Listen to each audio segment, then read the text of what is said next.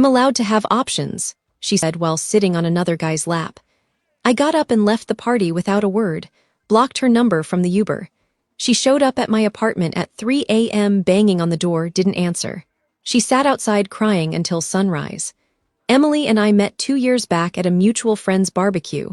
She was this vibrant, outgoing type, always the center of attention with her laugh that could light up a room. Me, I'm more the reliable guy in the background, making sure everyone's got a drink and the grill doesn't burn down. We clicked right away.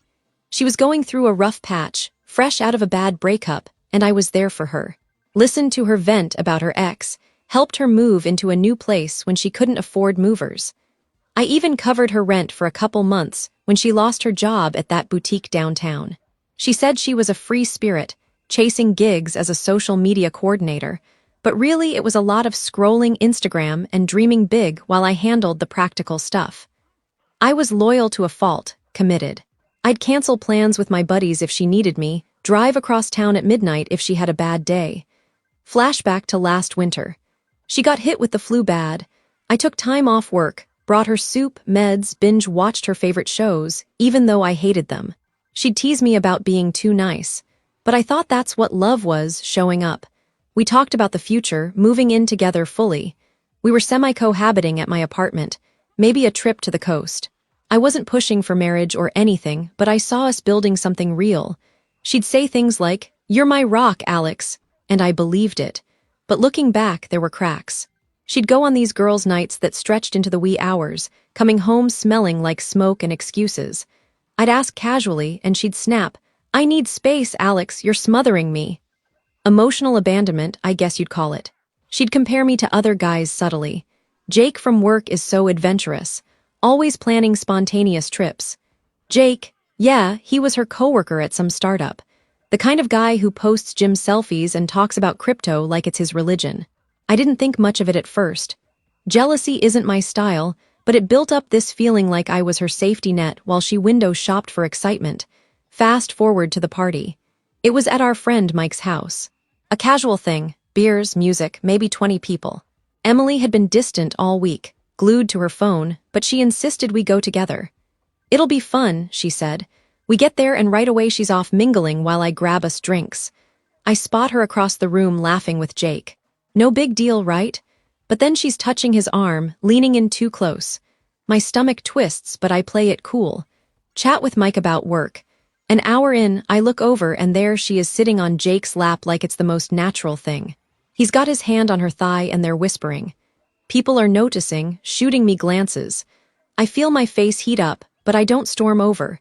Instead, I walk up quietly, set her drink down on the table next to them. She looks up, smirks a little like she's been waiting for this. "Emily, what's going on?" I ask, keeping my voice even. No yelling, no scene. She rolls her eyes, doesn't even get off his lap.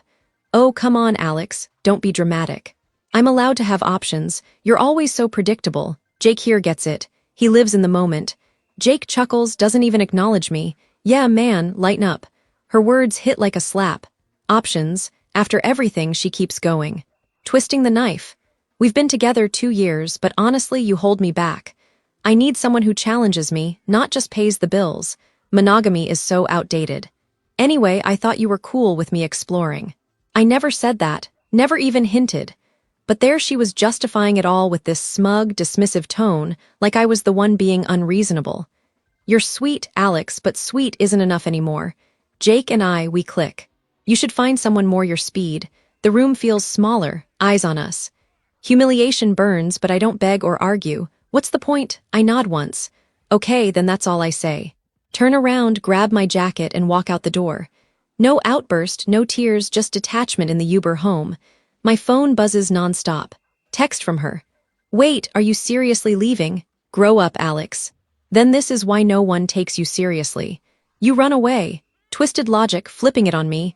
I stare at the screen, heart pounding, then block her number. Simple as that. The city lights blur by and I let the silence sink in. Why me? What did I do to deserve this? Flashback hits. The time I surprised her with tickets to that concert she wanted, only for her to bail last minute for a work thing with Jake. Sacrifices I made, thinking it built us stronger. Now it all felt like a joke on me. I get back to my apartment, pour a drink, sit on the couch in the dark. Confusion swirls. Did I miss the signs? Was I too blind? But under it, a quiet resolve starts forming. No more, that's when the banging starts. Around 3 o'clock, I'm pounding on the door. Alex, open up, we need to talk. Her voice slurred a bit, probably kept partying after I left. I freeze, phone in hand, but I don't move. She bangs harder, come on. I didn't mean it like that. Jake was just fun. You're overreacting. I hear her slide down the door, sobbing. Please, Alex, I'm sorry, let me in. The cries echo in the hallway, raw and desperate. Part of me, the old me, wants to open it, comfort her like always. But I think of her on his lap, her words slicing me open in front of everyone. No. I turn off the light, go to bed, let her sit with it. By sunrise, the noise stops. I peek through the peephole. She's gone, left a crumpled note. Call me. We can fix this. I crumple it too, toss it in the trash. That morning, I change the locks just in case. Pack up her stuff that's scattered around. Clothes, makeup, that necklace I gave her, and box it in the closet. No rush to return it. I call in sick to work, spend the day alone, not wallowing. Exactly. More like processing. The unfairness gnaws. I gave everything and she treated me like a backup, but yelling wouldn't change it. Begging, heck no. Detaching was my only move. Over the next few days, the silence is deafening. Mutual friends text. Awkward. Heard about the party? You okay? I keep it brief.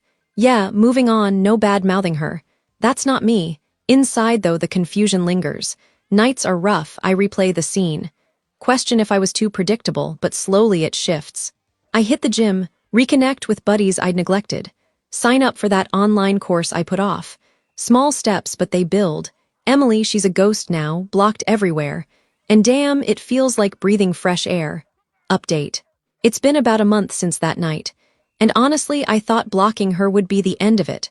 Boy, was I wrong. But first, let me fill you in on what happened next from what I've pieced together through mutual friends. Anyway, I didn't go digging. People just started reaching out. Probably because the party fallout spread like wildfire in our circle.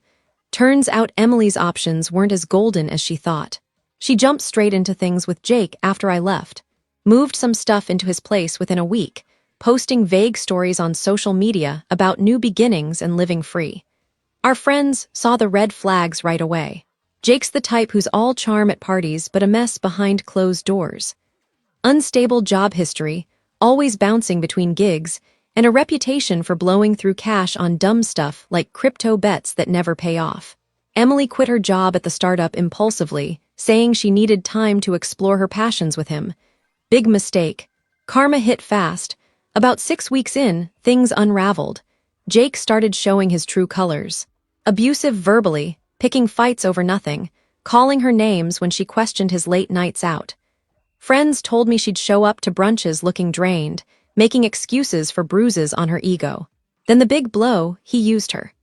Drained what little savings she had on joint adventures that were really just his bar tabs, then cheated on her with some girl from his gym, dumped her cold, kicked her out with no notice. She ended up crashing on a friend's couch, broke and isolated. Her reputation took a nosedive, too. The party incident, everyone talked. Mutual friends who defended her at first, saying she's just finding herself switched sides when the truth came out. Text from Mike, dude, she's spiraling. Jake exposed her as the manipulator in their breakup posts online. She lost a couple of gigs because clients heard about the drama and didn't want the headache. Isolated, no job, no backup plan. It was like watching a house of cards collapse. And yeah, it felt earned. Not that I gloated. I was too busy rebuilding my own life. But hearing it, it confirmed I'd dodged a bullet. I stayed detached through it all, focused on me, landed a small promotion at work, started hiking on weekends, even went on a few casual dates. No rush, just enjoying the freedom. The confusion from that night faded into clarity. Her betrayal wasn't about me. It was her chaos. I sat with the unfairness for weeks, replaying how I'd been her rock, only to get discarded. But now, it fueled my growth, not my anger. Update 2. Okay, Reddit, this is where it gets intense. The reconciliation attempt started slow but ramped up like a bad thriller. First, about 2 months postpart, my phone lights up from an unknown number. Text, Alex, it's Emily, we need to talk. I messed up big time. Can we meet? I didn't respond, blocked it. Then another number a day later. Please just hear me out. Jake was a mistake. You're the only one who ever really cared. I ignored that too, but she escalated. Calls started. Voicemails piling up. Alex, pick up. I know you're there. I was stupid. Okay, options. That was dumb. I need you back in my life. Her voice cracked, desperate, like she expected me to cave like before. Still nothing from me. Then her friends got involved. One messaged, "Hey, Emily's really hurting. You should talk to her. She regrets everything." Toxic, right? Pushing like it was my job to fix her mess. Her family jumped in next. Her mom called from a number I recognized. Must have gotten it from old contacts. Alex, honey, Emily's in a bad place. You broke her heart walking out like that. Be the bigger person and give her another chance. The hypocrisy floored me, broke her heart. After she humiliated me publicly, I kept it short. Mrs. Thompson, we're done. Please don't call again. Blocked. Emily's attempts got more frantic. A week later, email, Alex, I'm sorry for everything. Jake overused me, left me with nothing.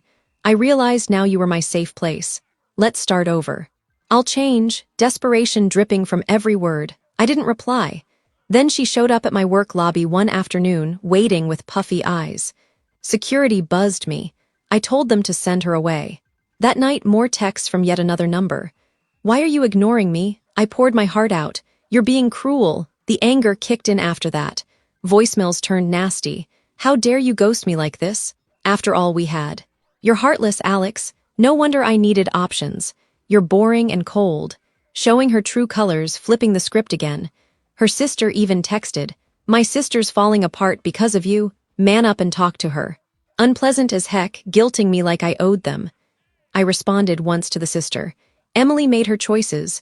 Respect mine. Block. Through it all, I stayed calm. No emotional outbursts. No sympathy. Why? Because I'd moved on. Picked up photography as a hobby. Met new people at meetups. Even started seeing someone casually. Let's call her Sarah. Kind, supportive, no games. Emily's outreach, just noise now. It highlighted how far I'd come. From confused and hurt to clear-headed and free. Final update. This brings us to last weekend, the cherry on top. Mutual friend's birthday gathering at a bar downtown. Low-key, but I almost skipped it knowing drama might brew. But hey, it's my life. I'm not hiding. I show up with Sarah, feeling good. New outfit, promotion glow. Place is buzzing. Friends pat my back. Looking sharp, man. Then Emily walks in disheveled. Hair messy. Clothes rumpled like she hadn't slept.